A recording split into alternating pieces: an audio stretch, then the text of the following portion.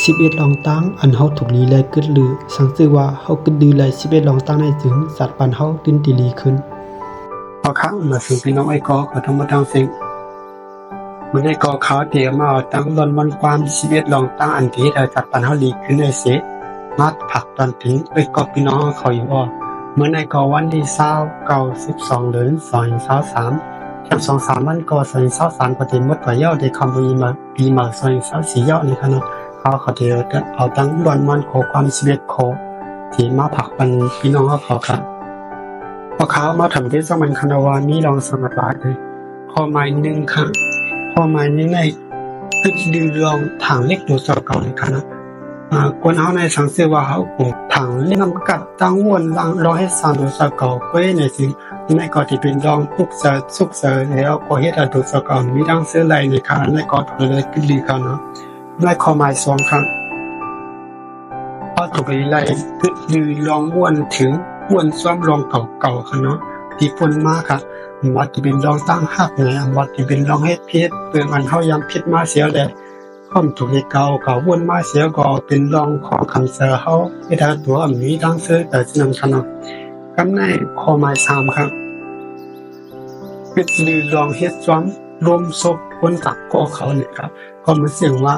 คนนั้นมาลัดซึ่งนั้นก็เฮ็ดซ้ำซึ่งก็ในมาลัดก็เฮ็ดซ้ำซึ่งนั้นข้อมีลองเป็นตัวเก่าค่ะเนาะอันนี้ก็เลยขึ้นดีค่ะนะก็ในข้อหมาย4ค่ะก็ดีลองอันวนว่าเฮามีตังซื้อยาวเฮาเตรียมมีตังตุกอันนี้ค่ะนะอันนี้ก็ทางชื่อว่าเพิ่นจักเหมือนกันเนาะเฮาเลยสายเงินได้เสียเหลือเสียแล้วเฮาปุ่มป่วยจอมอกจอมใจตัวเก่าเสียแล้วกุมเดกุมใส่เงินก็ถึงวันในมาอันนี้ก็ได้สาเหตุให้สัตว์ปัญหาทุกข้ามห้างค่ะคำในข้อหมาย5ค่ะคือดูลองเขาผู้คานลองก้นหลังก็เขาในค่ะอันนี้ก็บางลองก็ตั้งหมดก่อนว่ากันนอนกำบันน้ำในอันนี้ผู้ชีวิตก่อนว่าค่ะก็กว่าผู้ฟังในกรณีย่อมตามหรือว่าผู้ถึงผู้ลองในก้นหลังก็เขาเปลี่ยนในเขามีอยู่ในค่ะคำในข้อหมาย6ค่ะคือดูลองวนจอมความหลับก้นต่างก็เขาในค่ะอันนี้ก็ลองอย่าที่ขนมเสียงว่ามีคนสิก็นั้นก็นึงมาว่าอันนั้นเป็นสิ่งไหนชื่อเป็นสิ่งไหนมันเป็นสิ่งไหนลงมันเป็นสิ่งไหนเสียแล้วเอามาเอาข้อความคนนั้นมาเสนอมาโฆษณาตั้งวันเฮาเสียแล้วก่อนนี้ดีลงก่อนนี้ยึกย่ำสิ่งไหนลงที่ห้องถูกเรียกมาวนเสียก็มาเป็นรองห้องคำเสียเฮาในขนมกำในข้อหมาย7กันนะคือดึงลองจอยแถมคนเกียนอำโลตั้งจอยแถมในขนมเขาเป็นก้นหมดใจแถมปืนวันในเสียก็ใจแถมให้ถูกตีได้ถูกตั้งลองแน่วางตีแน่ปืนนำโดยตั้งใจแถมในเอาป่าใจแถมนี่ก็ทางตีได้ลองลีก็กว่าทางได้ลองฉี่ที่ไหนก็จำเป็นไรค่ะเนาะก็ในข้อหมายค่ะเนาะข้อหมายเปลี่ยนแน่ติดลีลองเอาสู่เขาปาดจากนึงกันทั้งก้นหนังก็ขอค่ะเนาะก้นเอากำบันนำเดินสร้างเอาดูสักก็ว่าการแตกตั้งกันตั้งคนตีมีเสียวค่ะเนาะ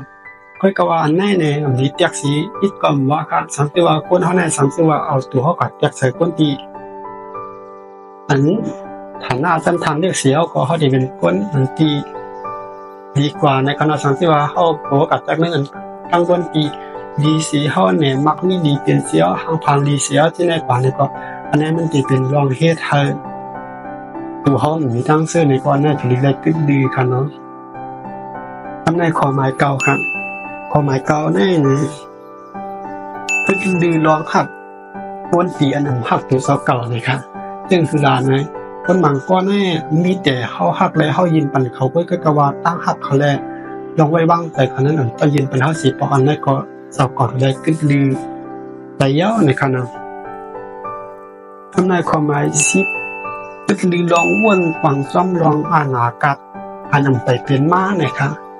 คนเอาสิ่งไหนก็กำบันนำคนเอาก็เป็นทันเอาวนไปอันนำไปเป็นมาว่าเมื่อพวกเนี่ยนั้นก็วันเมื่อหน้าเลยปีหน้าเดือนหน้าเนี่ยก็ได้เป็นสิ่งไหนอันนั้นก็ได้สิ่งไหนอันนั้นเลยเอาวนไว้ก็จะนั่นเลยจังเป็นมาลองคองคำจะดูสักก็อันลองอย่างดีสุดแต่คนเอาในอ่ำว่าจะเป็นอาติขันปนมากก็อย่างนั้น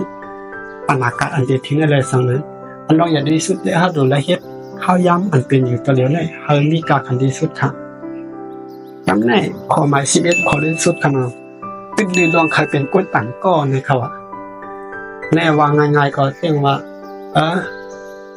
เขาหันก้นก้อนนั่นว่ามันเตี้ยปากหางมันดีเล่าหรือเขาหรือมีเอาที่หลีเป็นเสียวเขาก็ใครเล่ามันนั่นเขาก็ว่าในร้านก็เปว่าซื้อหลานอันนี้มันมีตั้งเป็นก่อนไรค่ะก็เปว่าซื้อหลานมันเหมือนเสื่อว่าเขาตั้งตุกข้ามาสัตว์ตัวไอ้ค่ะเขาก็ห้างนี้เลยจือเซอร์เนอะผ่าห้างเนื้อรองของเขาขนาดก็เป็นอันใดเขาก่อนเลยถ้าถูกใจนี้ผ่าห้างรอห้างนี้เนอะตัวเขาขึ้นเนี่ยฮะในห้องถูกใจใครเป็นคนหนึ่งก็ค่ะเป็นตัวในดีที่สุดยาวเนี่ยค่ะเนาะออคาก็มีหนึ่งนะคะไปชมทั้งสิ้นค่ะ